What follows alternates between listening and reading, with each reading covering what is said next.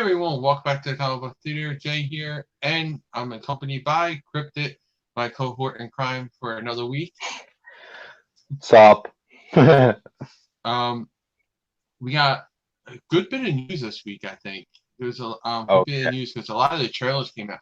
We had CCXP, which is Comic-Con experience. So that was out, and there was the Germany Comic-Con. There was a couple other ones out this weekend. So that's why a lot of the things came out. We got the trailers for a couple of big movies like Wonder Woman and Black Widow and Ghostbusters Afterlife, and then we got some TV trailers, some the Godzilla thing. There's a lot of little things that came out this week. So we're going definitely a lot to talk about. Definitely a yeah, lot to talk definitely. And plus books, of course. about. So let's get on to the hot topics. Nice. All right, so let's see. This week, let's talk some of the sadder news. We have two passings this week. Carol Spinney, which was the voice of Big Bird on Sesame Street. He was the voice of it. He passed away at 85. And then we have Star Trek Deep Space Nine's Odo passed away at 79. So sympathies and thoughts and prayers for the family of both. Grew up watching Big Bird. I mean, I'm a child of the 70s and 80s. I was born in 76. So, like, Sesame Street came out, I think, 7 years before I was born. That's it. So I watched, I grew up on Sesame Street. That was like the big kid show when I was a kid. And then yeah, even Odo, as I was a kid, Sesame Street was around. Yeah, my nephews grew up. I mean, I watched it with my nephews. So even my younger nephew, I watched Sesame Street, and it's something that it's a big thing when someone something like that is so impactful to a childhood. So it's like I grew up listening to Big Bird, laughing at him and all that. So and then Deep Space Nine, I loved Odo in there. He's like a major part of that show. He gave that show a lot of heart, I think. So I know you never watched Deep Space Nine, but he's played in a couple other things. He was on I can't think of the show that he was on now that I know that you would know, and I can't think of it. I hate that.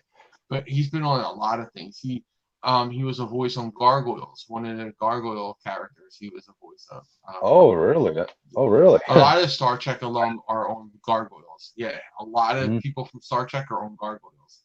But yeah. So again, thoughts and prayers for the family and for both those. I just wanted to get the sadder news out of the way first. Yeah. Do you have anything else you want to add? Our condolences go out to their families. I mean, this must be a difficult time for them after passing of a loved one. Yeah, exactly. All right. On to the next news. All right. Let me see if any comments are in the chat. Let me see if anyone said anything. Okay. Oh, Legend Storm's here. Tevi is here. Welcome both of you. Hey, everybody. All right. Thank you for adding your top 5, Tevi. He said he's added his top 5 to the Discord. All right. Thank you. So we are on the hot topics right now. So let's go for the next one, which is I'll get this because it's a smaller one. We got the Birds of Prey posters that revealed some of the birds' looks. Not happy with them. Honestly, they look like regular. Black Canaries look like she's going out to a club or something, like a bar. That's all. Yeah. It's like a halter top. That's it. She's going out to a club somewhere, a bar, and then Huntress. I'm like, I saw Huntress's outfit. Yeah. Like, what the heck is that? She looks like someone who's wearing a paintball vest. Like the vest that they wear for paintball. Because I play paintball sometimes, and you wear those hard plastic things sometimes. I'm looking at all the posters too, and yeah, You know, my theory is all the budget's going to Harley Quinn's costumes. She's gonna have, I'll Probably, have several. and the CGI for her dogs, her Uh, hyenas. there we go. Looking at Black Canary right now. I don't have too much to say about her costume. For me, it looks whatever. I'm just a little Yeah, confused about the back. it looks like she's going to a bar, doesn't it? It doesn't like Uh, I can see a girl wearing yeah. that to a bar. You know, Oh, that yeah. doesn't look like anything like, oh wow, that's something that Black Canary wore. That looks like, oh, that's the girl I met at the bar. Mm-hmm. That's what she looks like to me. And Huntress, I mean, Um, she's got these baggy cargo pants on, then this just like a paintball vest type thing on, like what I BMX type thing, like makes no sense whatsoever. Again, they're saving all the budget for Harley stuff. Exactly. That or Yeah. her paycheck. There we go. Margot Let's see. Robbie Oh, got the paycheck. I'm also looking at Victor Zaz's image. Yeah. Gotham did it better, in my opinion. Yeah, exactly. I agree. I mean, Gotham gets a lot of crap, but I think Gotham handled some things better than this is doing. So I agree Oh with you on yeah. that. I mean, Gotham's Victor Zaz, it looked something more, similar to comics. True This to the guy, comics, yeah. yep. I agree. He could have at least shaved his head. Is all I'm Yeah, saying. something. Commit to the role, people. Commit. Yep. All right. This was a little thing that was up. That Tevye wanted to talk about was is the Daily Planet going away along with Superman's identity? This is all based off of Oh, the cover.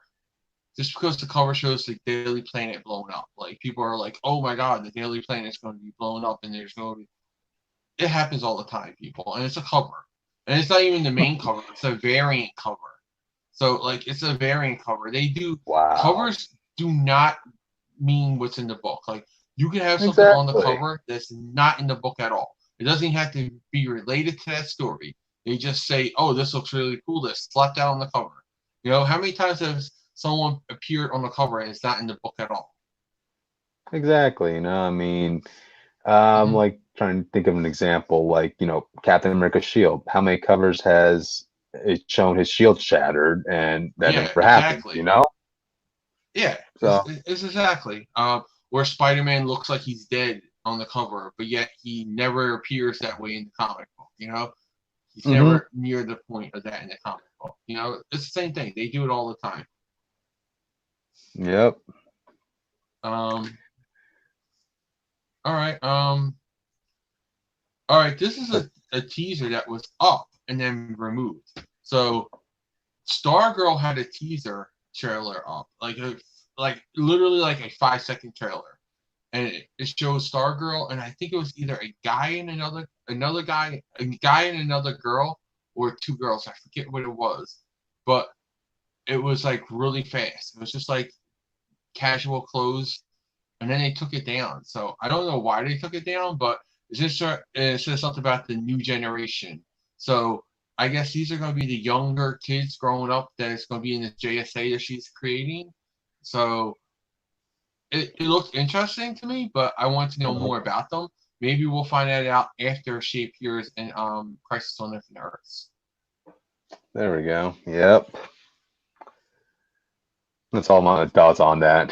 So, Yeah, if you didn't see it like in the day it was put up, like within the first mhm. 10 minutes or something, you missed it because they took it right Yep. down. I mean, Um, for me personally, I try avoiding as many spoilers as many trailers as humanly possible. yeah. I want to save all that for actually watching the show. So, all right, let's All right. see. Let me see. On to the Next next news. piece. Yeah, I want to. All right, another small teaser trailer. Chilling Adventures of Sabrina. We got just Mhm. saw her like walking in her red cape, her red hooded cape, and it said it's going to be arriving on January 24th. So that's not only like a month, a little bit more than a month and a half away. So it's not that far away. I don't know about you, but I like Chilling Adventures of Sabrina. Um, if you Hmm. take away what you know from the Archie comic books and what you know from from the live action show with TV show. Yep. yeah, with Melissa Joan Hart, like if you take away that, it's a good show. Like on its own, it's a good show. You go in there without saying, "Oh, I wanted it to be like Melissa Joan Hart Sabrina the Teenage Witch." You're not getting that. If you want it to be like the '80s teen Sabrina comic books, it's not going to be like that. You know, you're going to Yeah. get Just something a little bit more darker and a little bit more supernatural. treat it as his own thing, you know. Yeah. I mean, Mhm. again, I like it. I like the first two seasons. It's something different. I approach it as something different. I have an open mind to it. So especially like if you like Riverdale, you're gonna like this show. So I do say Mhm. that. Like if you're gonna like Riverdale, you'll like this because it's in that same vein of supernatural esque. It's a little bit more supernatural than Riverdale, but it's definitely got the what's the name of it? All right, let's see. Hmm. Um, Let's something see. small. All right. Oh, can we talk Okay. about the Strange Academy? Welcome to Strange Yes. Academy. Let's talk about Uh, that. Okay. that. So Doctor Strange is opening up an academy, a magic academy, and it's going to be in New Orleans or New Orleans, whatever way you want to say it. Because I know people get mad if you say New Orleans, and people get mad if you say New Orleans. So I said it both ways for you people. So both of you could be Tomatoes, mad at me. Both tomatoes. groups of people could be mad at me. Tomatoes, tomatoes. Yeah, I mean, it's just that people get mad if you say it the wrong way, and like there's two Mhm. ways of saying it. But yeah. So the teachers are going to be at this academy are Brother Voodoo, Doctor Strange, of course, Brother Voodoo, Mhm. the Ancient One, Scarlet Witch, Magic, Hellstrom, and more of Marvel's most iconic superheroes, magic heroes. We have Scotty Young writing it, Yay. Humberto Ramos drawing it, and we have two of the kids named in here. All right, so the two kids are named are let me see. Emily Bright, a girl who discovered magical powers since birth, and Doyle Dormammu, who is the illegitimate son of the Dark Dimension's ruler, Dormammu. So that's interesting. I think it looks cool. And seriously, you guys know how I am with Gotham Academy. I love that show. I mean, that comic book. Oh man. I wish it was a show, but I love that comic book. So that was a bunch of new kids at his school. So I'm going to take this as an open-minded thing, and I'm going to look forward to this wholeheartedly because if this could be my Gotham Academy from Marvel, I'd be Uh-huh. very, very happy. I What do you didn't think even think about about that. this? I didn't even think about that comparison with Gotham Academy, but yeah, it looks like it. But Yeah, because for they me, even my said it has a little bit of mystery to it. So Mhm. Gotham Academy did that. Like, if it's like that, I'm seriously, I might fall in love with another Marvel book. Like, especially like Cool. this type of a book. Like, because the Magic books never really like draw me in as much. You know, like Hmm. Doctor Strange just never really made me go, "Oh my god, I must buy Doctor Strange this month." You know, it's like, Yeah. okay, Doctor Strange is out this month. You know, I buy all Marvel, so I'm gonna buy it anyway. But Hmm. it's nothing that makes me jump for Doctor Strange or Scarlet Witch book, you know. But Oh yeah. this, if it's got any of that Gotham Academy vibes to it, I might be like, I must buy this book this week, you know. For me, I'm actually excited for Scotty Young to be writing this because Scotty Young definitely has some humor in his writing. The last book he wrote for Marvel was Deadpool, and for me, that was one of those rare instances where I felt Mm-hmm. like he was too perfect to be writing Deadpool because Deadpool's a humorous character. Mm-hmm. Scotty is a humorous writer. Yeah, So when I heard he's going to be writing this book, like a bunch of sorcerers and magic and stuff that isn't typically humorous, I want to see what flavor he adds to that now. You know? yeah, exactly. I'm looking Mm-hmm. forward to that too. I'm gonna see what Mm-hmm. some of the let's see, um, Tevye says screw Gotham. Gotham was okay. Hell, I mean, it got a Hell lot of. Penguin. Hell Penguin. That's what I gotta I say would to give you. you that. Yeah. I would give you a Hail Hell Penguin. Penguin. He might be the best representation of Penguin we got on screen. I would say, Mm-hmm. small or big. I mean, All right. he's not the perfect comic book Penguin, but he feels Penguin to me. Like that's the Yep. Penguin I want to see again. Like He's again, the if one who they, made.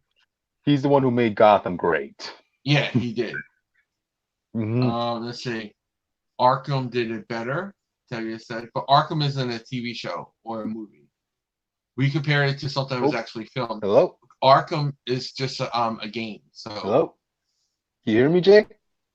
yeah, can you hear me? Can you hear me, Jake? Yeah, I can hear you. Can you hear me? Hey, Jake, you hear me? Yeah.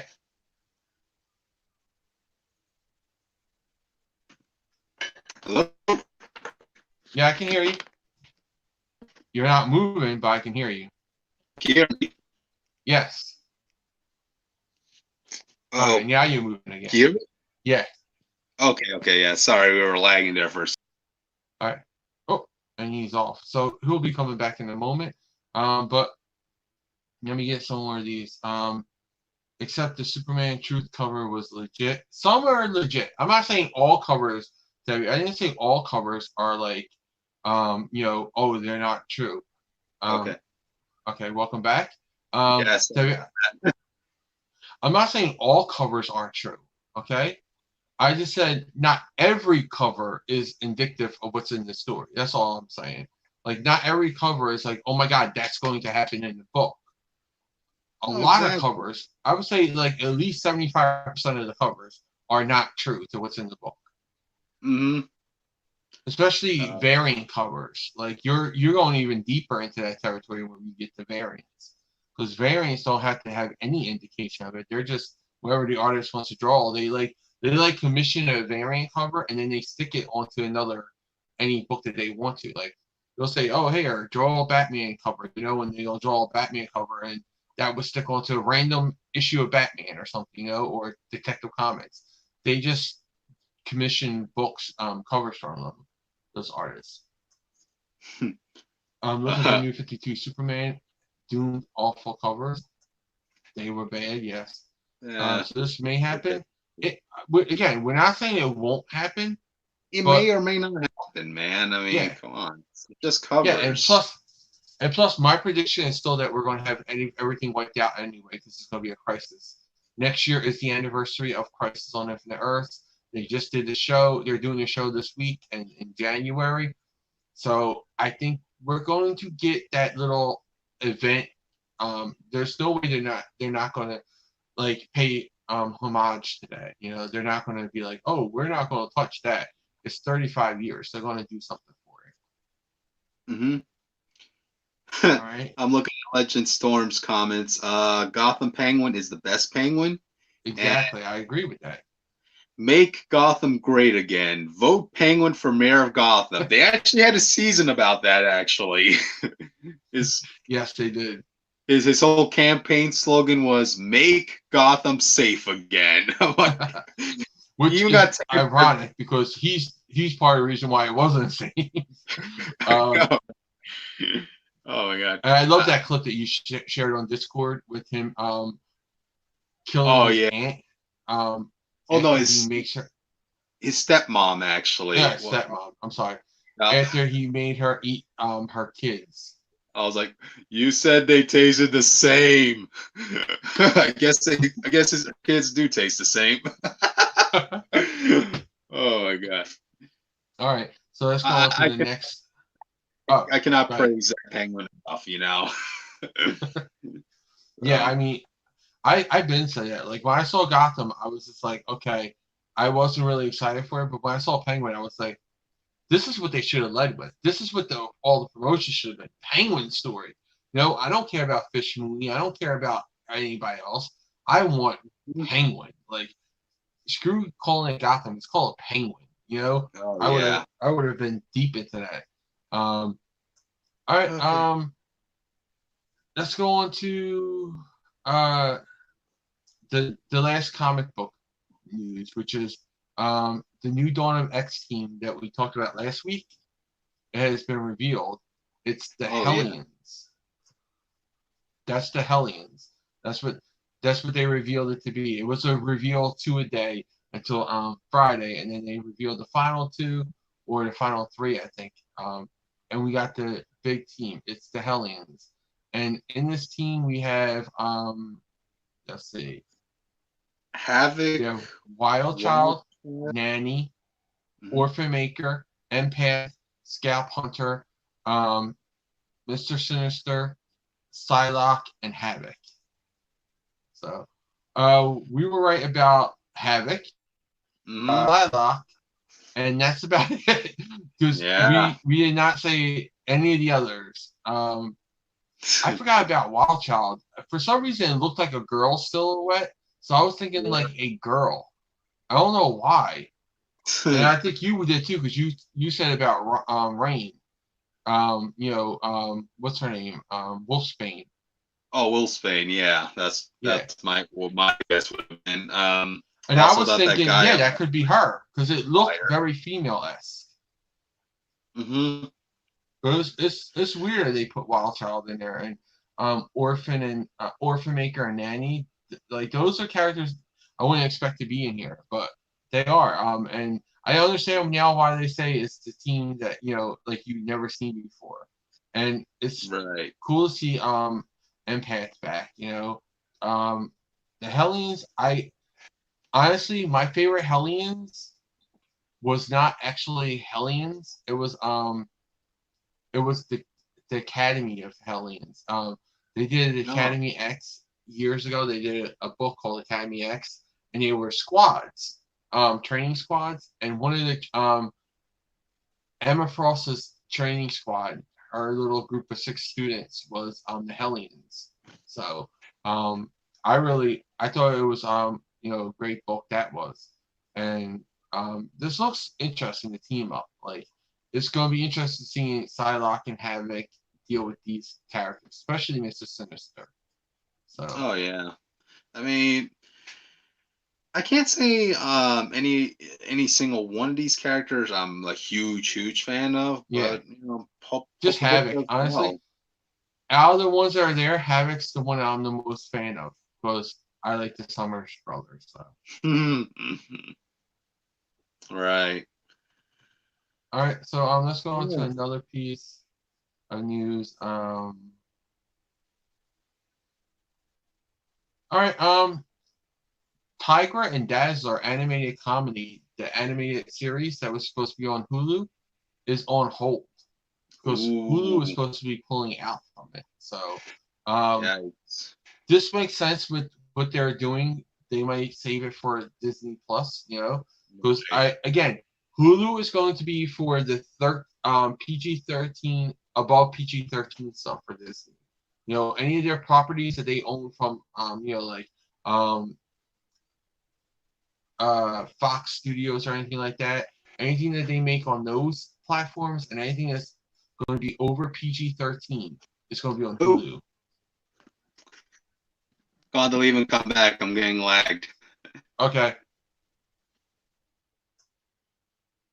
All right. Well, Cryptid is coming back. I'm going to read a couple more of these things. Tevia says Gotham was horrible, awful. No, it wasn't. Honestly, did you watch it all the way through, Tevia, or did you just watch part of it? Legend Storm says, "Oh wow, you think we'll have a Crisis Anniversary event type book for DC?" Yes, definitely. I definitely think we're going to have a Crisis Anniversary event. They're going to do something. And I think it's going to have something to do with the Dark Multiverse. It's going to be the Dark Multiverse and the regular multiverse because we're seeing that now, like where they're talking about how there's bleeds into the regular universes from the Dark Multiverse. Wally West is dealing with it. They got all these Tales from the Dark Multiverse thing. So I think that's all building up to this. And I'm telling you, we're going to have a Crisis event in 2020. Because they're not going to pass that up. It's prime real estate right there. You got the event, you got everything going on. They're going to do it. Tevye says, then you see Crisis episode today because it was because it and holy shit, it was epic. Yeah, Don't, I haven't seen it yet. I have. I watched it on the Fios app, but we're not going to spoil anything Crisis of episode 1 or episode 2 because we're going to be discussing that on Friday at 10:30 p.m. Me, Cryptid, and Legend Storm. So we're going to be talking about that Friday night, 10:30 p.m. It's going to be Little Big Screen. It's our first episode, and then we're going to come back in January and talk about the final 2 episodes of that. So come back on Friday, Tevye. We'll talk about that. Full on spoilers on Friday. But yeah, Cryptid has not watched it, and we're going to hold our thoughts and opinions till we see the first 3 episodes and talk about it on Friday. Okay? So please refrain from posting any spoilers in the comments. Tevye said he thought Krypton was great. That's the TV show. It was fantastic. That was the TV show, not the part of that. Let me see. All right, I gotta read Tevye's before I post it because I didn't want any spoilers. So, do you think the 5G thing is going to be related to that upcoming crisis? What I told you, Tevye, when I answered that in a Q&J, I think like 2 months ago or something. I think if they do the 5G stuff, they're going to do that this year. Get it all out of the way, make this person Batman, that person Superman, blah, blah, blah, blah, blah, blah, blah, and then retcon everything by the end of the year when they do the crisis event, okay?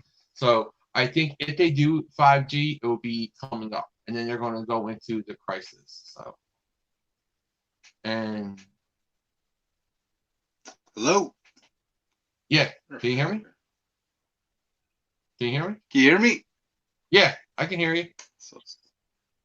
Okay, cool. I'm sorry. There's just like some stormy weather in my area, so. Yeah, there's still. We had rain earlier too. Sorry about this. No problem. I'm gonna leave and come back. Give me a sec. All right.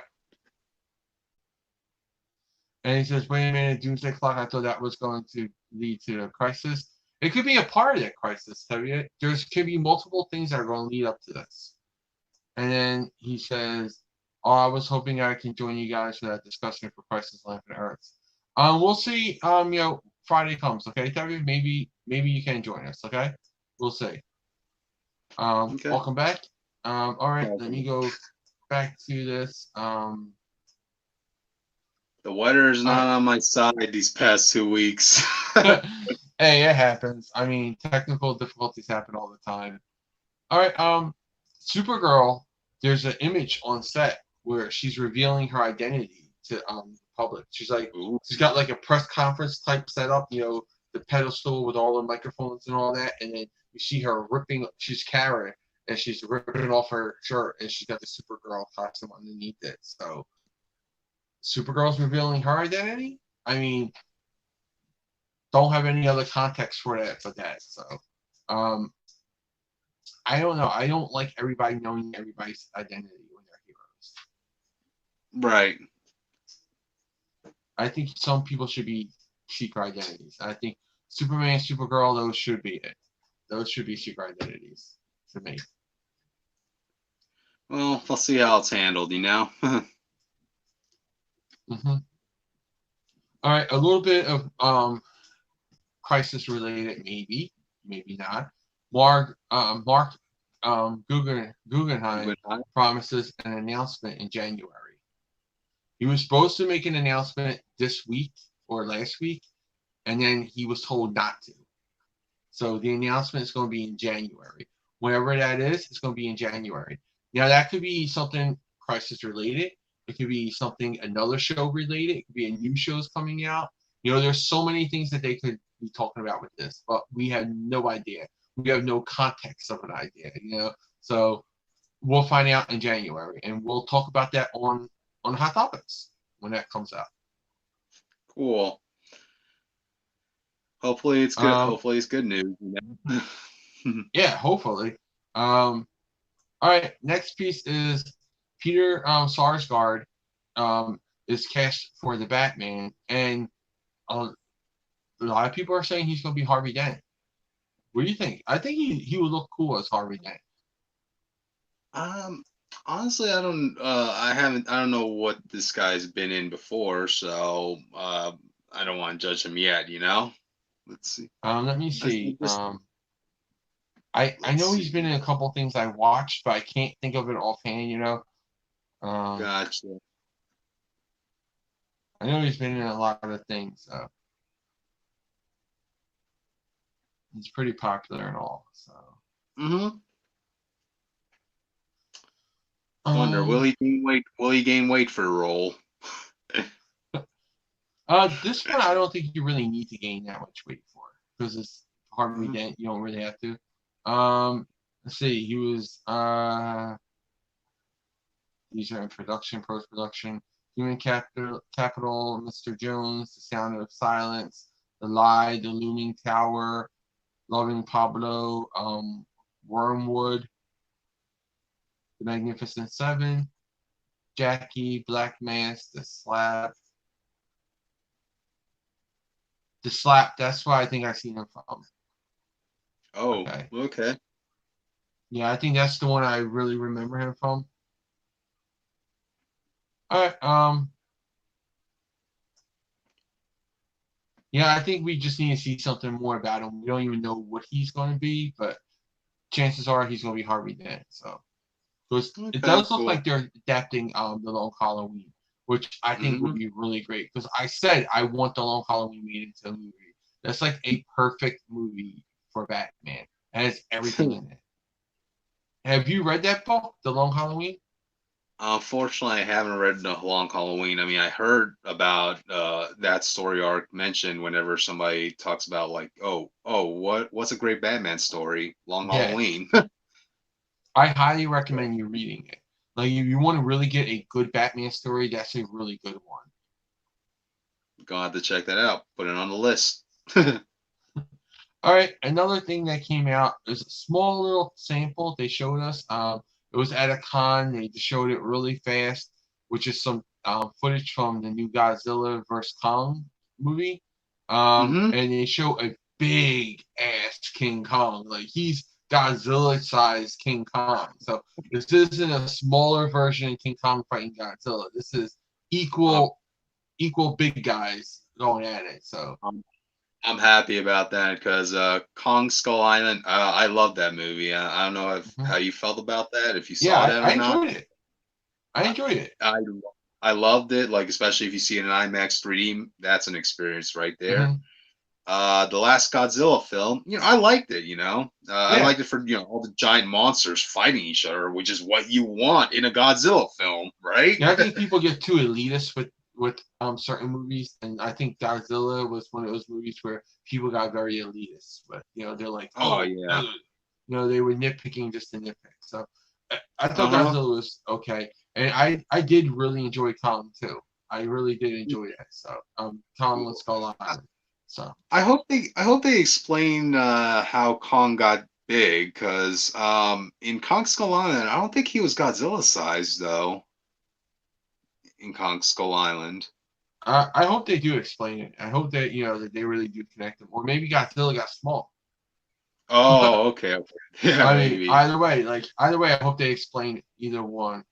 Um, all right, we got a couple trailers now. The rest of these are trailers. This is why I named it because we got so many trailers this week, so many information about this stuff. So that's why I named the show Crisis of Trailer Afterlife. Okay.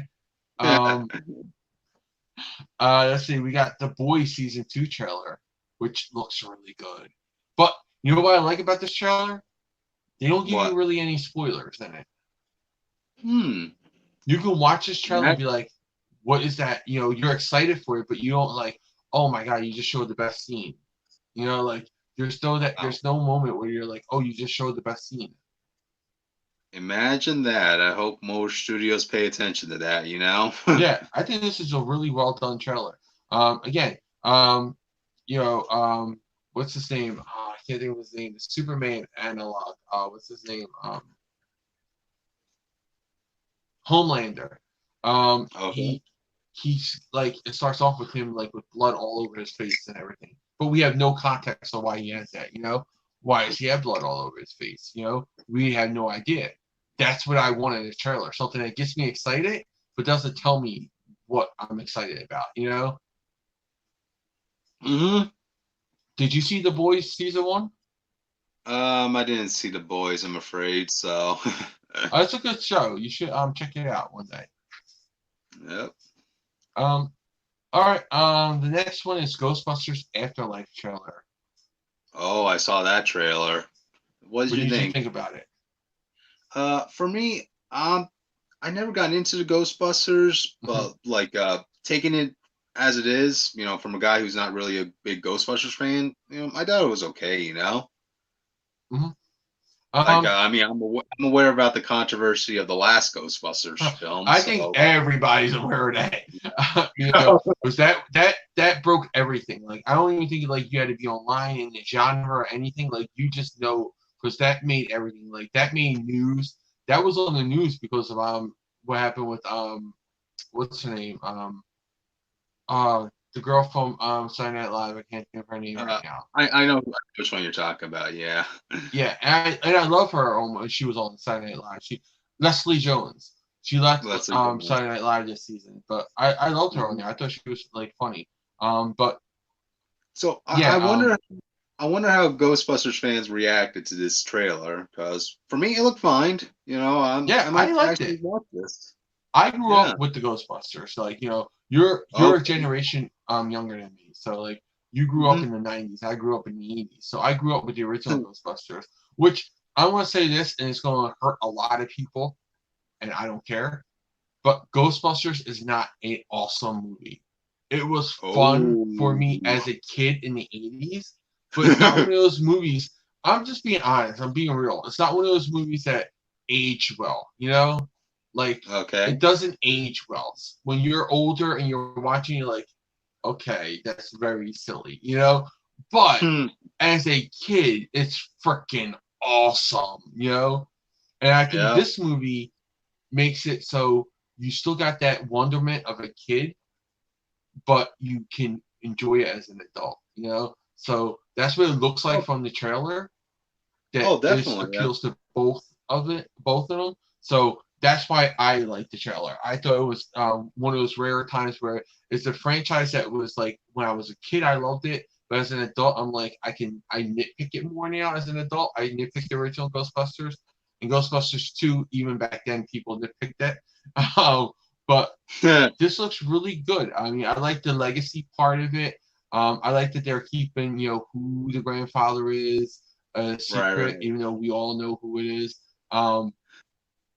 But yeah, I like it, and I think it's like really cool that they brought in the kid from Stranger Things who was a Ghostbuster in the show Stranger Things. You know, playing the grandson of a Ghostbuster. So I like it. I like it, and they got almost everybody, but I think Rick Moranis is not going to be in it. Of all the people who are still alive, he's the only one I think that's not going to be in this movie. Everyone else is going to have a cameo at least in it. That's great. This does look like a fan, like something for the fans, you know? Yeah, definitely. I think they're like, we gotta get back on the fans' good side after we made that last movie. We need to get something that, you know, otherwise this franchise is dead. I think they need that. Screw the 2016 garbage. That's what it says in the comment section. Tevye said that, right? Yep. Yeah. I figured that was Tevye. He says Ghostbusters is fantastic. And tons of fun. Again, I liked it more when I was a kid than I did when I was an adult. Not saying it's bad. I'm just saying it's not one of those movies that ages well. And some movies don't. You know, special effects and stuff like that, they get older. Some plot lines are sillier, you know. But I will say it's not as bad as other movies, you know. Again, I can just be real and say it didn't age as well as I wanted it to, you know. It's like I watched Thundercats, you know, and I'm like, it's not as good as it was when I was a kid. I love Thundercats. I thought, you know, Thundercats was like my shit when I was a kid, you know. And same thing with He-Man and all them. But when you're older, you realize that these cartoons are not as great as in your head as they were in your head. You know, they're not gargoyles great. You know, as Right. you get older, you get these better cartoons. You're like, okay, that wasn't as good, but when I was a kid, it was the freaking shit. You know, I love those shows. I would watch them and I would swear that they were the best things ever made. But as I got older, I realized that there's plot holes, there's bad acting, there's bad art. You know, you can, if But you you're like it for honest what with it is, yourself, you you can do know? that. You Hmm? love it for what it is, you know? Oh yeah, and I still love it. I mean, I still own the DVDs of like Thundercats. I watch them all the freaking time. So like Cool. I want some studio to put them on their freaking app. Like all these streaming services, one of you better have freaking Thundercats on there. I'm just saying that. Yeah. There you go. Don't give Someone us wants to make a don't give us streaming service. Thundercats Roar. Just don't give us Thundercats Roar. Yeah, I'm still not looking forward to that. I'm going to watch it just because I would have to, but it would be like I won't support that. Let's just say. But for me, I would love. This is what you do. Someone needs to go out and get it. Start a streaming service that has all these classic cartoons on it that are not anywhere to be streamed anywhere. You know, put them on an app, an '80s cartoon like app. You know, that would be awesome. I would Well, pay money for an '80s cartoon app. Boomerang should have a streaming app. I think that'll give you all the classic shows It you is. It's want. going to be on HBO Max. It's going to be on there. Oh, okay. Yeah, you're getting Adult Swim, Boomerang, all those. All right, let's go on to the next one, which is Oh, Cryptid. Cryptid is going to press mute real fast. Well, he's going to take out his ears. He's going to take off his headphones so I can just okay. discuss this really fast, and I'll give you a thumbs up when I'm done. Okay? Okay, let me just mute myself. Okay, Okay. go ahead. All right. So Black Widow, I thought was a pretty cool trailer.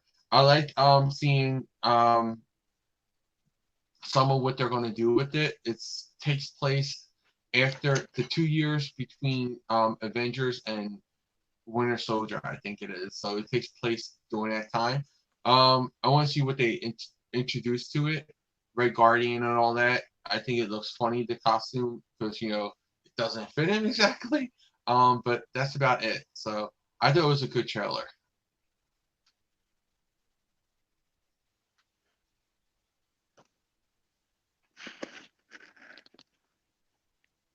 Can you hear me? Yeah, I can hear you. Okay. So, All all right. right. So the final one Cryptid did see, which was Wonder Woman 1984 trailer. What did you think about this one? Okay, when I saw the trailer, all I could think about, well, the best way I could describe it is it's really bright. It Very felt it 80s. felt bright. Yep. Very 80s. When I saw this, I was like, okay, like even like the graphics coming at you and all that, I'm like, that's so freaking 80s. Like that's like Superman 2 and movies credits like when they will come at you like that.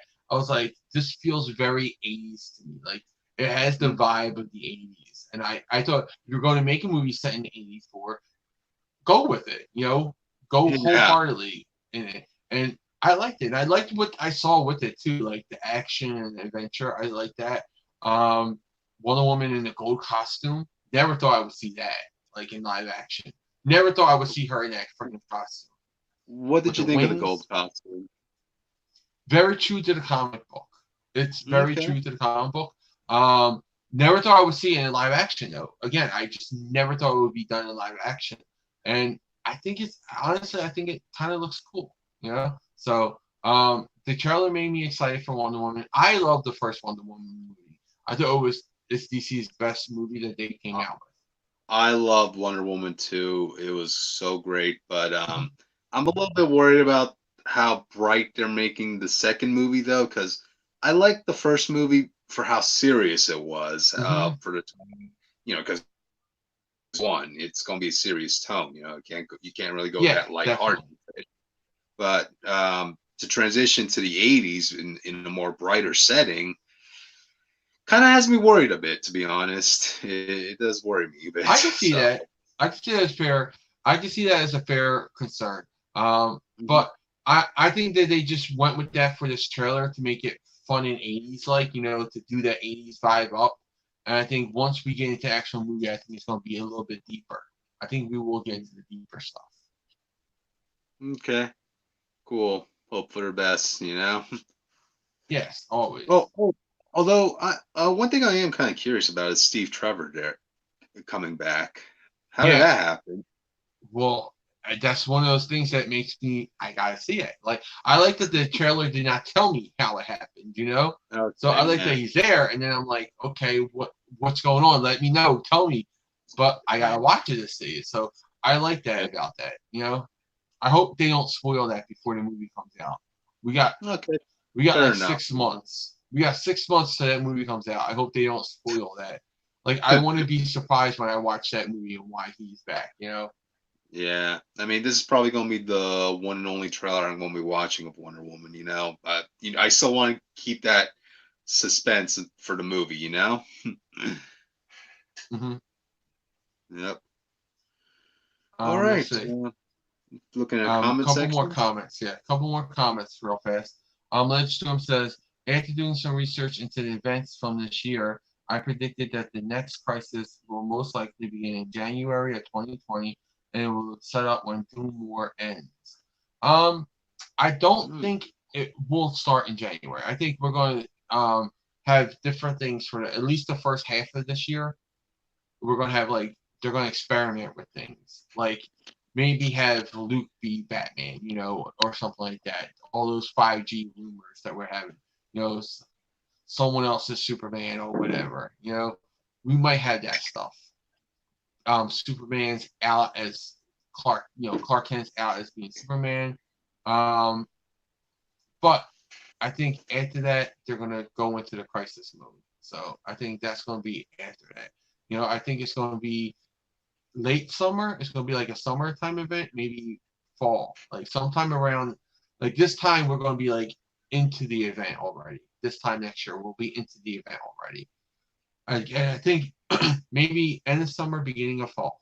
So that's my prediction. I have no inside source. I have not talked to any people I know from DC Comics. I did not talk to anyone. This is all just pure theory on my part. And let's just go by trends in comic books and what they're doing with it, and the fact that they're doing so much Crisis stuff, and Crisis turns 35 this year, and all that stuff. So that's just predictions based on my experience with comics. Cool. Tevye says Doom War is really fantastic, and then says Wonder Woman 1984 looks like it's everything I ever wanted. I love it. Cool.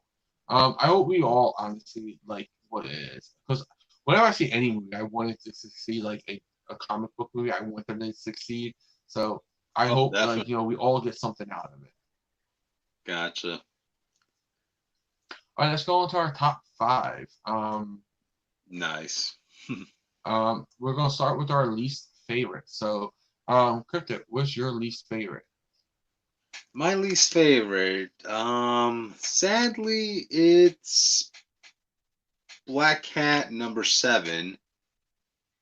I really loved the last issue of Black Cat, but it was because of Bob Truck, to be honest. And so coming into this issue, I was hoping, praying Bob Truck would tag along with Black Cat at least for one more adventure.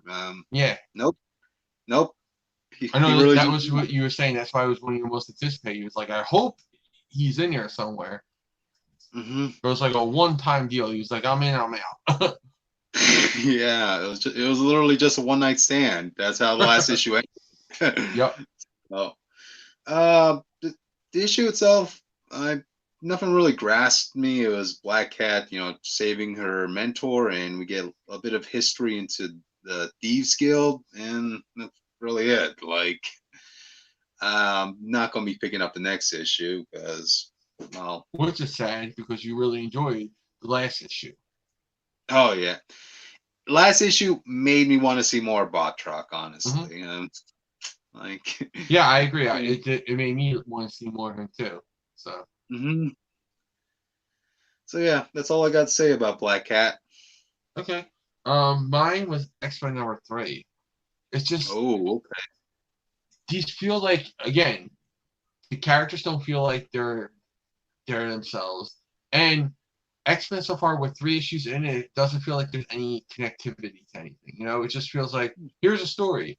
But I would say it had 2 great scenes in this book. Even though it's my least favorite pick, I did have 2 great scenes in this. One between Jean and Emma, where Okay. she tells Emma, I don't borrow things like you do. Like Oh. a little low key shade that she threw at Emma for stealing Scott. And oh, it was cool because she was like, oh, nice shoes, Emma. And Emma was like, yeah, they're too small for you, so you can't borrow them or something. She was like, that's all right. I don't like to borrow things from people unlike you. And she's like, touche. So that was really funny. And then there was the whole thing about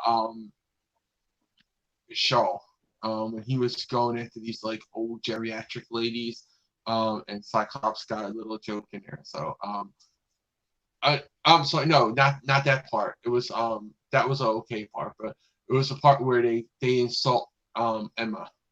They just tear Emma down. Like they just go after her for her clothes and all that. They say basically they Right. say like she looks like a hooker. That's basically what they're saying. But yeah, I thought that was like Well, my least favorite because again, nothing's connected. Like it just, I feel like I'm reading three. I felt like I read 3 1 shots. I didn't feel gotcha. like I read a actual story. Just wait, because it's Hickman. 5 issues Yeah, down the line, it all makes sense. yeah. I just like some connectivity. Like just give me a little bit. Like no one's even mentioned that Professor X is dead. Like in this book, they didn't even mention that at all. Yikes. All right. It all So makes sense. Oh, did you read this book? no, I'm not reading the main X-Men book, Okay. I'm afraid. Yeah. You're So, not yeah. missing much, honestly. um, let's see what Tevius was. Oh, yeah. Let's see. Tevye had worst pick Young Justice #11, mostly because I thought we were done with all this multiversal crap. But nope, instead of doing that, we instead now have to have Connor get trapped in another parallel Earth just when the Young Justice team finally got him. Thanks, Naomi. Thanks a lot, jerk. Also, I hate Tim Drake's new name. Drake is really awful and stupid. Also, why is Naomi in this book? She's done nothing, period. Bendis created her. I Well, mean, he uses his creations. And honestly, I like Naomi as a character, so I don't mind her being in the book. And I do agree, though. I do hate the name Drake. Yes, I get that Drake is a bird and blah blah blah, but it's dumb to have someone whose last name is Drake take the name. Oh, I'm gonna take the name Drake. Makes no sense. Just stay with the Red Robin, or another Robin. Just don't do that. Don't take the name Drake, dude. That just it makes you. I mean, me personally, I always found Tim Drake's name funny, regardless if it's Drake or Red Robin, because whenever I think of Red Robin, I always think of the restaurant. To be Yeah. honest. See now to me, Red Robin, I always think of Kingdom Come Robin. Dick Oh, Grayson's Red Robin in there. That's where the name originated from. And I always thought Jason Todd should have kept that name. Honestly, that would have been the perfect blend of Red Hood and Robin. Take Red Robin because he was that for it was the Infinite Crisis crossover. It was the Infinite Crisis tie-in event. Where him, Donna Troy, and Kyle Rayner all went on this like universal, a multiversal trip to find. I think it was Ant-Man they were looking for. I mean, not Ant-Man. The Atom. They were looking for the Atom. Um, so that's who I always thought should have got that name. But I liked at least Tim was still a Robin. But I don't know. I don't like the mhm. name Drake. I don't. You know, I like. I'm expecting him to sing the Kiki song. Like like he's he shouldn't be Drake. Drake is a singer. Not Well, we'll see who drops their name first, Drake or Rick Grayson. oh, if I had to pick the two, Rick Grayson needs to go away. I'm sorry. Like if you're sensitive about him being called Dick, then you should have never given him that name. 80 years ago. Like no, that's bull. Take that back. But all right, we're gonna get into our top five. I'm gonna start off with Tevius, number 5. So let me just put this up. We're gonna go into top 5, number 5 right now. And that is Tevius, and he has Deathstroke number 50. An interesting conclusion to Deathstroke series as a whole. Not my favorite ending to a series, but it was interesting finale. Okay. My number 5 was a book I know you read, Swordmaster number 6. Oh, nice. This was a fun one. Yep. Honestly, I liked Doctor Strange in this one. I read it, I'm like, Doctor Strange is pretty fun in this one, He's not taking himself too seriously.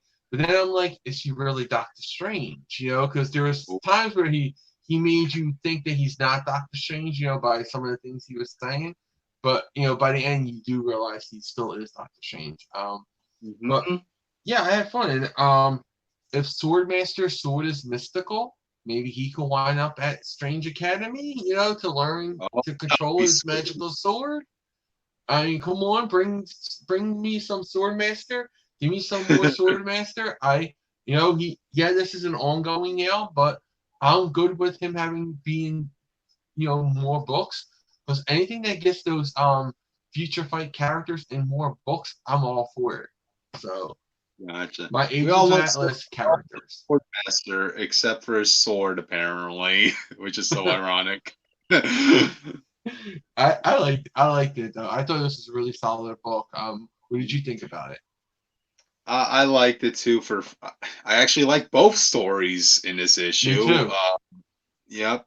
Okay, we already talked about the first story of it. The second story, this has probably been the most I liked Ares, to be honest.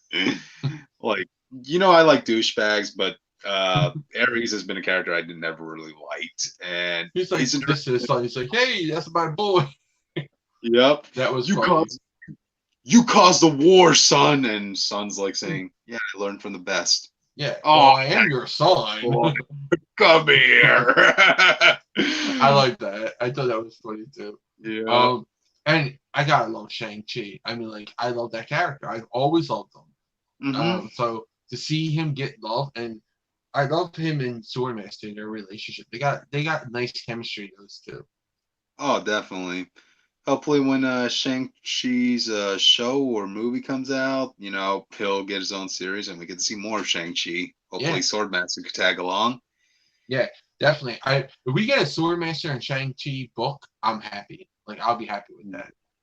Definitely. Oh, another thing. I was surprised that the last story tied in is what's going to lead up to Atlantis attack. I wasn't expecting that, to be honest. Yeah, I wasn't either. Because it's just like normally you should like throwaway stories, but I like that they used it to plant a little future story for Agents of Atlas in there. I mean, if anything, I thought the side story in Arrow with Wave was going to lead up to Atlantis attacks. Mm-hmm.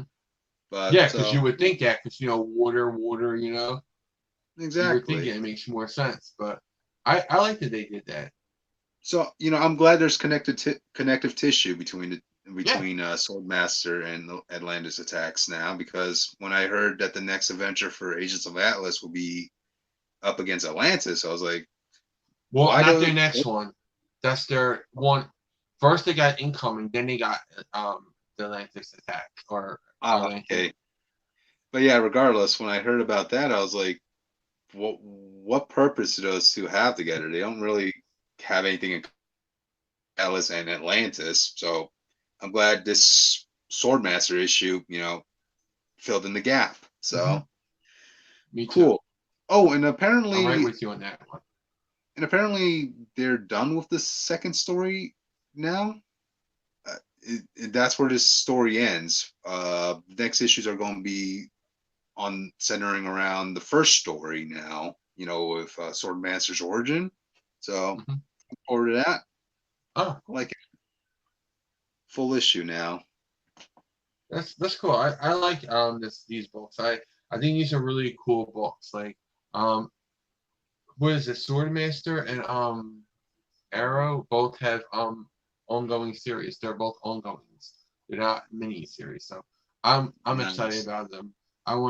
I'd rather have Agents of Atlas book, but I would take any of these that I can get to. Because Oh yeah, the more that these characters are out there, the more they likely will get more of them. So definitely. Marvel, if you're ever listening, my Christmas wish is to get a Luna Snow ongoing series. That's all I'm saying. that would be cool. Or that's just, Yeah. or even if it's like this, start off with the miniseries, and then if it does well, make it an ongoing. Because that's what happened with these two. They started off as a miniseries, and then Marvel just upped them to an ongoing. Mm-hmm. Cool. Oh All yeah. right. What was your number 5? My number 5. Now, I wasn't really in love with this. This was a short week for me, but this has been Marauders number 3. It was a story about Sebastian and his son. I didn't even know he had a son, to be honest. And Yeah. This is going to be I could tell this is a stepping stone for what Dugan has planned later on. So, oh yeah, definitely. Kate though in this issue. Yeah, we didn't get to see her at all in this issue. Other than text messaging with Bishop. Yeah, but I mean, like no real presence there, which is like this is her book supposedly, but she's not in it. So it was weird for that. And again, I think this was probably my favorite issue of the thing, just because we didn't get Kate. We and this is very much Sebastian Shaw. Yeah, because he's in character more in this book. So whenever I see these characters in character, that's when I like them more. So I did like this issue a little bit more than the last issue, but I still don't think it's like we need this book. Like it's not a book that I'm like, oh, why didn't we ever have this before? This is a book we totally needed. It's not really a book we really needed, but I like that people are into the X-Men again. So you're reading more X-Men books. A lot of people are reading more X-Men books, and that I like. So I think that's good for the overall fandom. That's good. Loving X-Men is awesome. You can never go wrong with that. All right, let's go on to number 4. Nice. My number 4 was a book I know you're not reading. It's probably the rest of my books I don't think you read. Okay. But Archie number 709. We got the breakup between Archie and Sabrina. They break up in this book because Archie's thinks that Sabrina being a witch is a little bit too weird for him. Because he sees her aunts all dressed up in these masks and these robes and all, and he's like, maybe it's just too much. And then who's at the end of the book? Katie Keene, a new love interest for Archie. So I like that they're doing this stupid romance type stuff with Archie because the character is based on the romances, with Betty and Veronica and all this. And at the same time, Betty and Veronica are going at each other because Betty is trying to save the forest and Veronica wants to cut it down and build a mall there, So I like that they're doing both sides of the story, and I've been enjoying Archie. Again, I know you don't read Archie. Yeah, I'm afraid I don't. Sorry about that. What was your number 4? My number 4, I just picked this up on a whim, but it's Harley Quinn 68, Christmas special. That was okay, that cover looks really cool. Oh yeah, this. Yeah, whether you love Harley Quinn or not, that cover is just really cool. Nice. But yeah, I mean, if you're looking for a holiday issue for a holiday season, pick it up. I like that we got to see a few scenes with Harley remembering, her time with her mom. I thought that was pretty sweet. Mhm. And yeah, that's pretty much all I have to say about that issue. All right, let's go on to Tevia's. Tevia has number 4, Magnificent Miss Marvel number 10, a great story about Miss Marvel fighting Mr. Hyde, but damn that ending with Miss Marvel's suit becoming a monster. Damn, I didn't see that one coming. This is going to be epic. Seriously, Tevia, you didn't watch this show? Because I said that was going to happen. Like, I said, does she not know her history of superheroes with sentient suits? They turn on you. I said something that was going to happen where the suit was going to be alive and it's going to come against her, and it did. I mean, me and Cryptid, we talked about that before. I know I talked about it with you, Cryptid, about that. She should have learned. We should have had a moment where Peter came up to her and said, "Hey, I speak from experience. This never ends well with alien suits." Have you met Venom? Have you met Carnage? Like we literally had an absolute carnage. Where were you? Exactly. Like she just again, I saw that coming, so I wasn't shocked by it, but I did enjoy Miss Marvel. Gotcha. It's in my top, but yeah, I figured that. That's why I didn't want to talk about it really. But I just wanted to say, because Harry said you didn't see that coming. I'm like, we've been talking about this for the last couple issues. So like, if you did not see it coming, you're not listening to us. We talked about that. Let's see. So Tevia's number 3. We're going to go into our number 3 now. So we're going to read off Tevia's, and that's Ghost Rider 2099 number 1. A great origin story about Ghost Rider 2099 kicking ass and getting a chainsaw hand to kill his own corrupt father, Groovy. Yeah, not that good for me. I somehow feel like I will like that issue of Ghost Rider better than Robbie Reyes right now. So it was okay. I mean, it wasn't like a book I'm like, oh yeah, I want more of this. Like, some of the 2099 books you're going to be like, oh, I want more of, and this one, I mean, I think a one shot like this should make you excited to read more of the characters. And so far, honestly, none of the 2099 stuff has made me want 2099 more. Like, no. Sadly, that's sad because I love the original 2099. Where's the 2099 X-Men book coming at? Like, when's the characters I really wanted? Or just 2099 Deadpool? That literally could have printed you money right there. Exactly.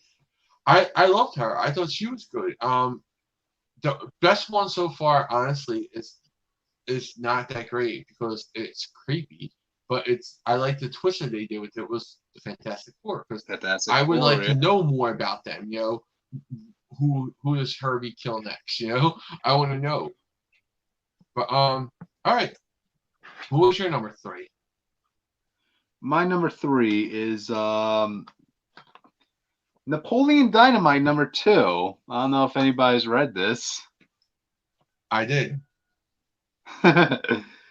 Napoleon Dynamite was, back when I was in high school, it was a big fad with us. We all loved Napoleon Dynamite, so I definitely wanted to pick up this series. And I love the Pedro story, to be honest. The fact that it turns out his win in the election might have been cheated because he had an incorrect number of votes for his win, so he's being impeached. Yeah, wow. I like this book. What's funny? While I was reading this, somebody sent me a video on Napoleon Dynamite, and they asked me, "Is this true?" Because they said about Napoleon, the actor who played Napoleon Dynamite, I forget his real name, got paid like very, very little to be in that movie, and it made I heard a whole lot of money. Like that's probably why there was no sequel to that because of that. because he did not want to. He got screwed over big time with money. Like he didn't get anything on the back end or anything like that. So like he didn't make any money off of the box office or anything. He just got paid one-time payment and was very little. So. Mm-hmm. Yeah, I heard about that story too.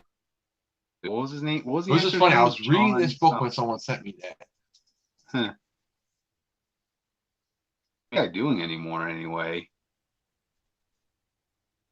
The actor Nothing. who I don't plays think. Napoleon. I don't I see haven't him in seen him. anything I think I've seen him anymore. in like one or two things after that. I think I've seen him in like one or two things after that. It was like parodies of stuff. Gotcha. It wasn't like a good movie. But honestly, one of my favorite moments, right, was when Napoleon's trying to, help Pedro out, right?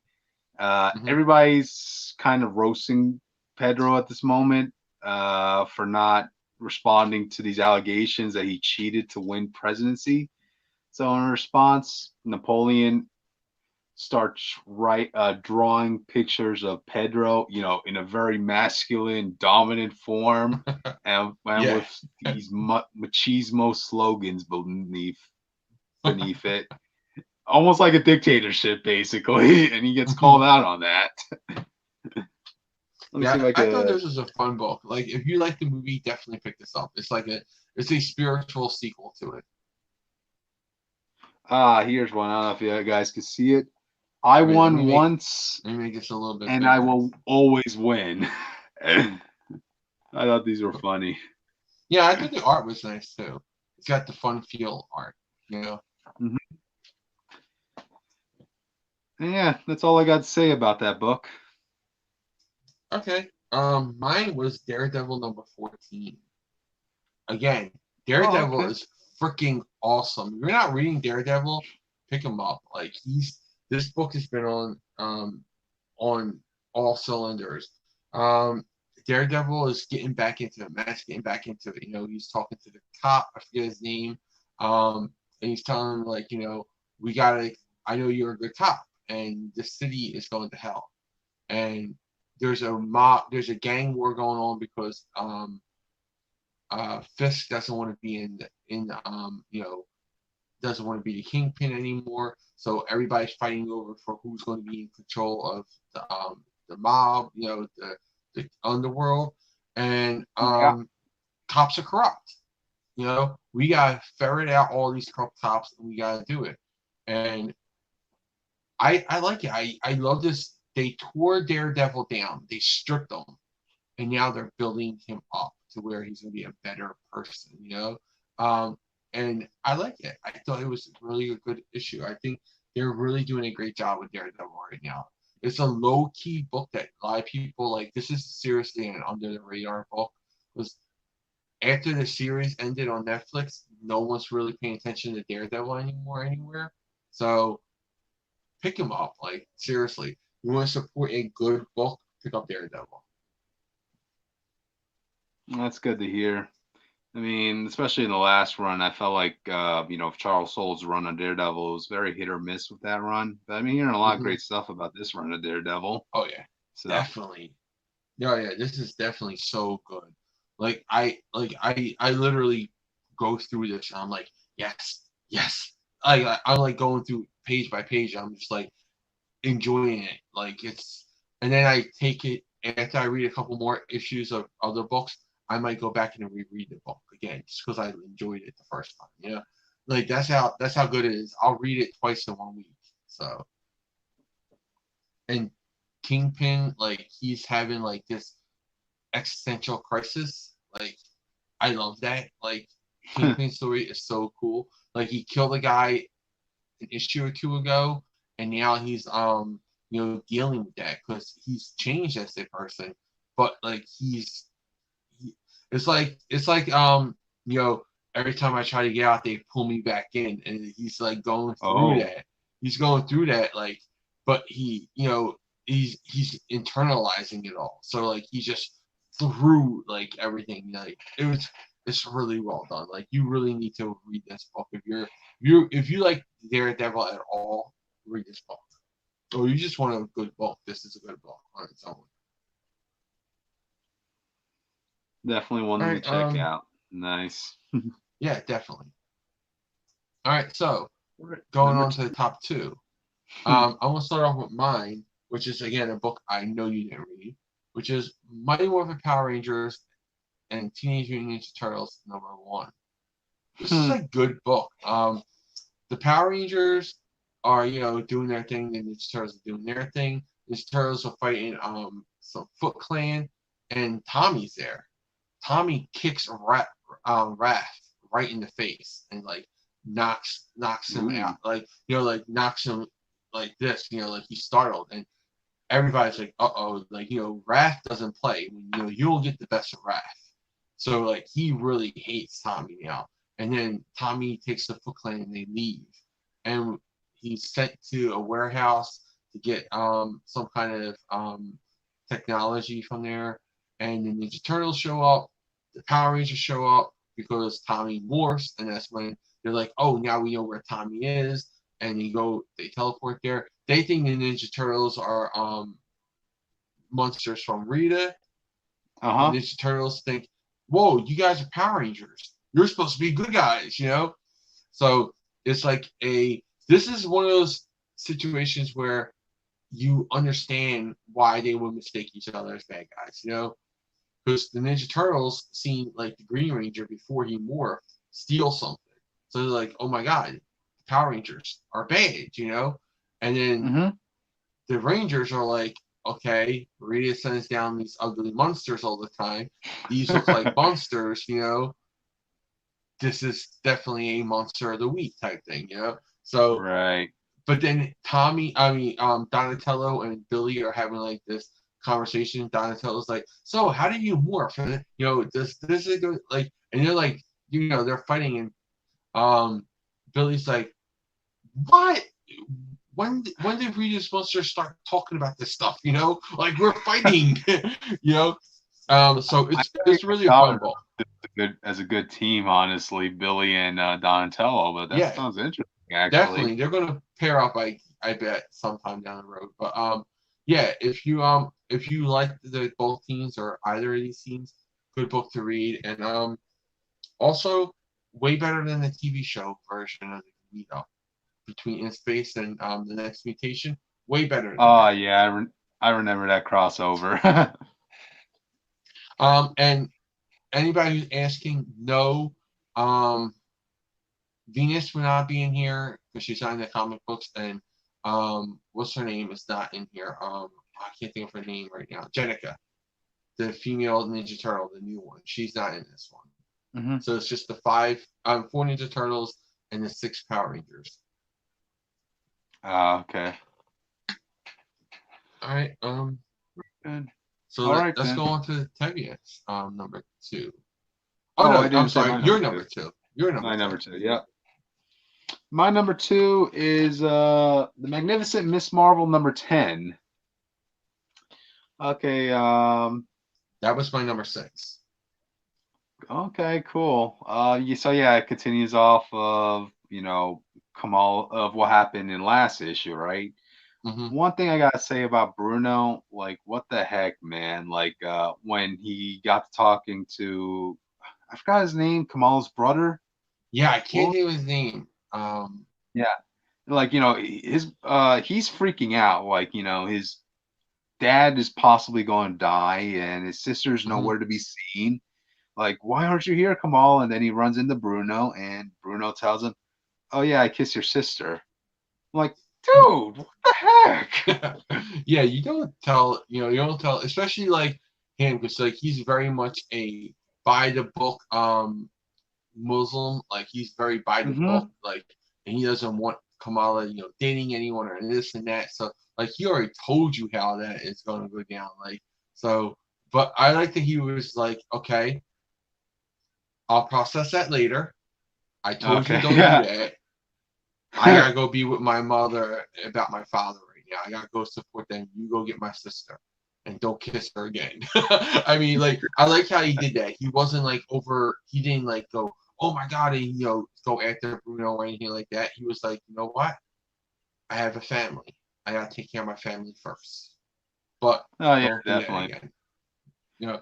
Well, we'll talk later, okay? Yeah. We'll talk later. Yeah, we'll So, table that discussion for later. Like I like that he did that. That showed me that he's like, he grew over the years that we've known him. Because I think in the very beginning of the series, in the first Miss Marvel volume, I think he probably would have went off on him there and not worry about his parents. He would have been worried about them, but he would have took the time to yell at Bruno about that. Now he's mhm. like, I'm grown up. I have, family of my own. I I had to take care of my mother and my father. I'll deal with you later. I just need my sister here because she needs to be with us too. Oh, definitely. Mhm. And oh yeah. So also by the end, Bruno's looking for Kamala right now while, Kamala's family's still in the hospital. Mhm. And yeah, the suit. This is Kamala's Venom story, basically, her symbiote Exactly. story. And it gets damaged and becomes a monster, which is something we all saw coming. Yep. And Except for Tevye. Everyone yeah, but Tevye saw that coming. of course.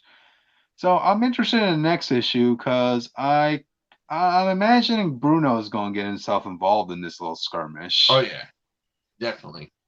So God damn it, I hope Bruno makes it out of this arc intact because Exactly. Don't need him hurt again. exactly I still feel like he might get whammied by the end, like Kamal's parents did when they got mind whammied, Yeah. like they forgot They forgot about her being Miss Marvel. exactly. And I'm kind of like a little worried that might happen with Bruno, and he'll forget that he kissed Kamala, which I'm like, please don't do that. Please don't do that. Yeah, yeah. Let's try to go forward with the story and not regress it back. Because I think that's what they always do with Kamala, with her and Bruno. Like they start to progress it and then they step back and they're like, "Oh, we can't do that." It's the will they, won't they thing. They already done it. Yeah, let's explore that. For a while. Definitely. But yeah, that's all I gotta say about that issue. Great issue. Hmm. So, Yeah, I agree. I thought it was a really great issue. Again, my number mhm. 6. It, that could have easily been my number 5. Too. It's just that I really love Swordmaster when I do Kamala. Um, Yep. all right. Tavia's number 2 is Justice League number 37. He says it's a great story about the Justice League and the rest of the DC universe going up against the Legion of Doom, and it's really awesome and badass. I also love Yay Jaro. My only complaint is that I really wish that I got to see my boy John Kent, Superboy, on this team. Screw Bendis nonsense. This was epic. Um, I like Justice League. I think it's a solid story. I think it was my number 8 or 9 this week. I think it was either 8 or 9. All right, let's go on to our number 1, and Tevye is his Lois Lane number 6. An interesting Oh, story about Lois Lane dealing with her father's death. And unlike Bendis' event Leviathan crap, this story picks up pieces and makes it actually good, surprisingly. However, I am still pissed off that my boy John Kent, Superboy, is still aged up for BS. Thanks a lot, Bendis. But despite that major F up, I will give it to Greg Rucka. He somehow made a bad story, had some emotion to it, even though that's not saying much because Event Leviathan was an awful, awful event. Okay. how many times Um, has he mentioned Bendis in his top five? I and noticed. none of them were because he liked them. He just really hates Bendis, Tevye. He's got it Yep. against Bendis ever since Marvel. He hated Bendis. But yeah, that was Tevye's number 1. So we're on our number 1s. hmm What was your number 1? My number one, Swordmaster number 6. So I we already I was talked hoping about that that. was in here. I was like, tell me he actually has this in his top 5. So yeah, that's ironic. My number one and number two. My number one was Swordmaster. Number two was Miss Marvel. You said your number five. Yeah, your number 6. 5 was Sword Master, and number Yeah. 6 was Miss Marvel. So Yeah, so we both had them in the same order. Just I had yeah. my you had yours in a higher position and I had mine. So. Mm-hmm. All right, So yeah, mine. Go ahead. yeah, we already talked about it. All right, So yeah, your number 1. book again. You don't read, but I'm going to agree with Kevin. Lois Lane, number 6. Oh. I'm a sucker for a father or a father son, father daughter, mother son, mother daughter story. Like a parent and a child story. I'm a sucker for, and this really hits home because I lost my father. So Oh. to see her going through a period that I can relate very much to, you know, when you lose your dad, you become a different person when you lose your father. Um, and you have to grow up. You got to be a certain way, and you reflect on the things that you said or you wanted to say or you would have done or you should have done, and that's what she did here. And it was a beautiful tapestry that they did with this story. It really made their their story was so freaking great. Now I said that there's a crisis coming, I think, and they're going to revamp stuff. I would be okay if they leave this death as intact because Mm-hmm. just the way that they portray this relationship post death was so great. Like the little thing about she was like, she had told her father before he died that Clark Kent is Superman. She told him that. And he was getting warmed up to the fact that they were the same person. And he was actually going to like him. And he was like, she was like, at the end, she's like, he would have liked Superman. He would have came around to it. And she wouldn't take the flag when they handed in the flag at the funeral.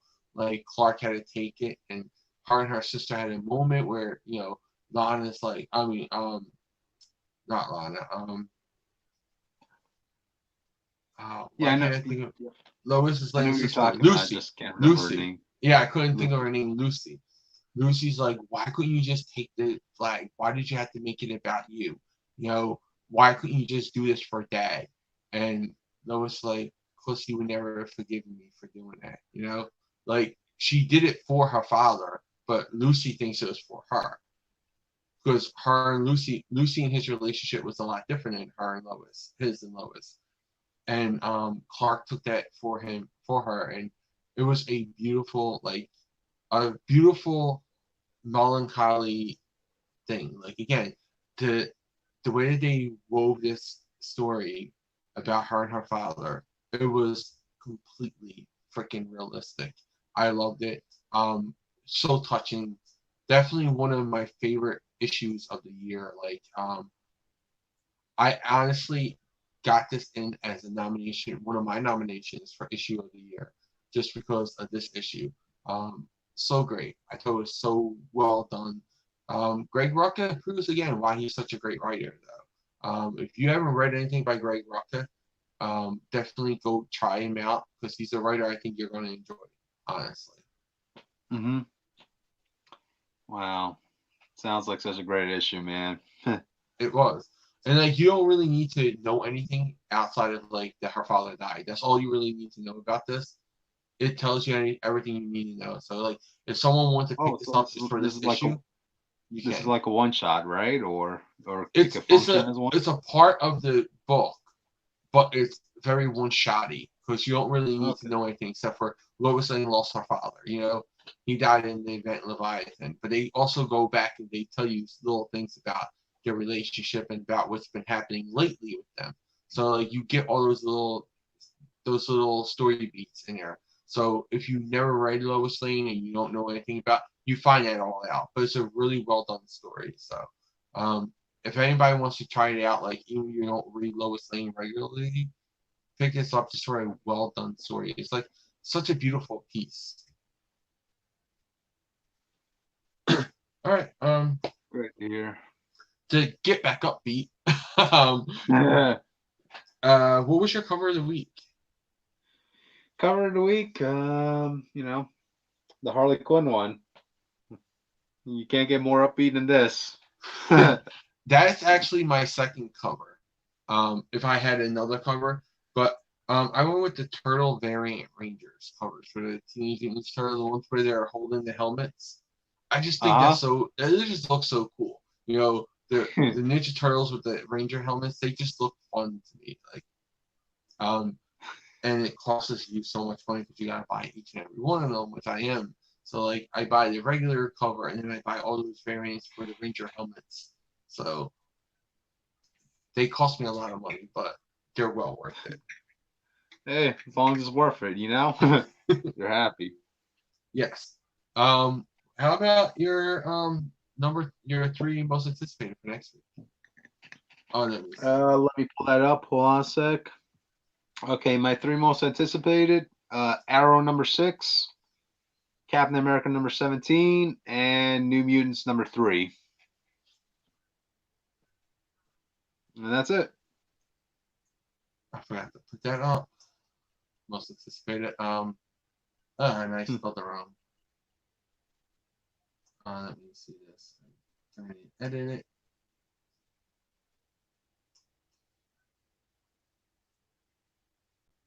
There you go. Okay. Most anticipated. Mine are Teenage Mutant Ninja Turtles number 100. Star Trek Voyager, Mirror and Smoke number 0. I love Star Trek Voyager, the best Star Trek for me.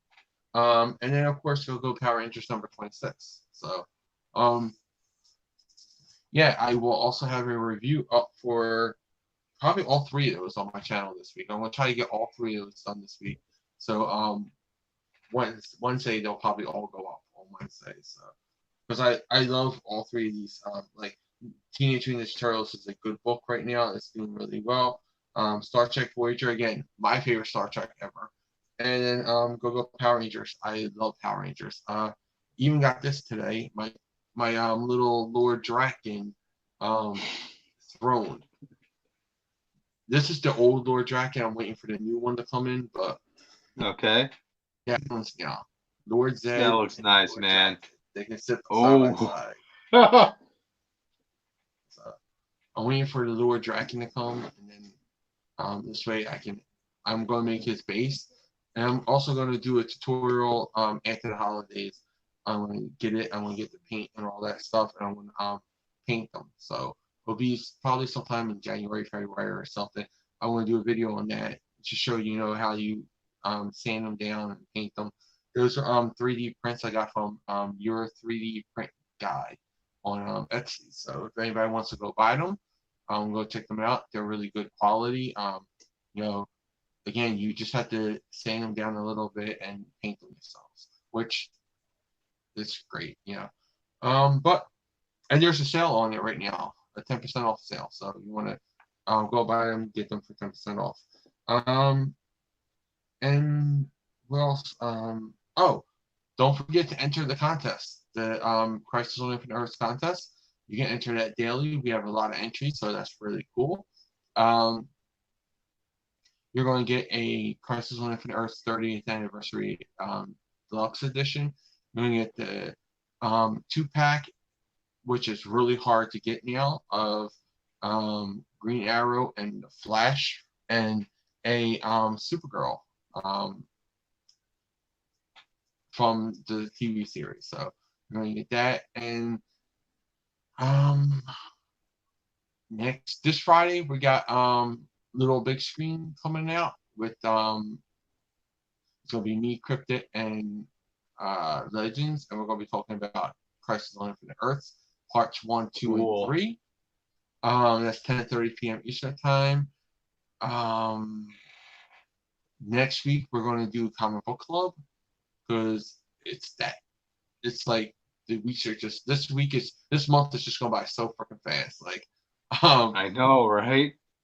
Yeah, I mean, and Crypto will be back on the next 2 weeks. So, and we might have more people on next week with us.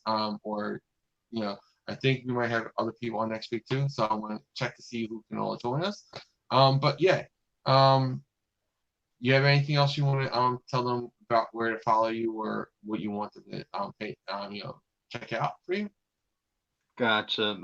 Yeah, if you guys want to follow me, I'm most active in the Captain America Living Legends community page on MeWe, or the Captain America Discord page, which should be in the link somewhere Yeah, down. both So of them are in the yeah, description below. gotcha. All right. And that's it for me. Nothing really Yeah. planned, So aside from a lot of holiday shopping I have to do. So you're one of those people who wait till the last minute. it's just been a real busy Yeah.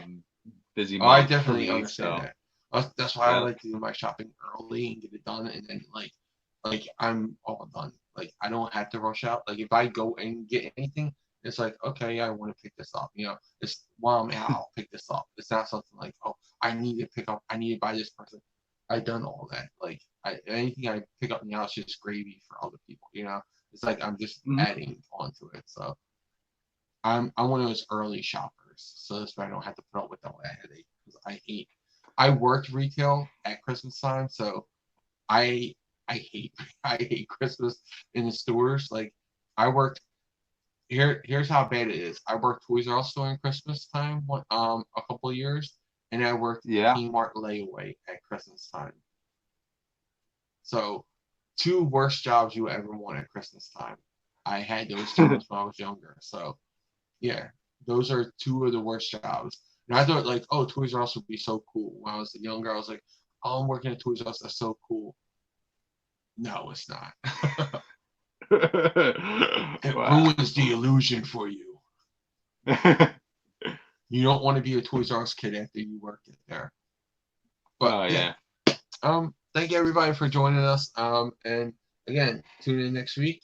Tune in Friday for Little Big Screen, and tune in next week for another episode. So bye everybody. Bye guys. Good night.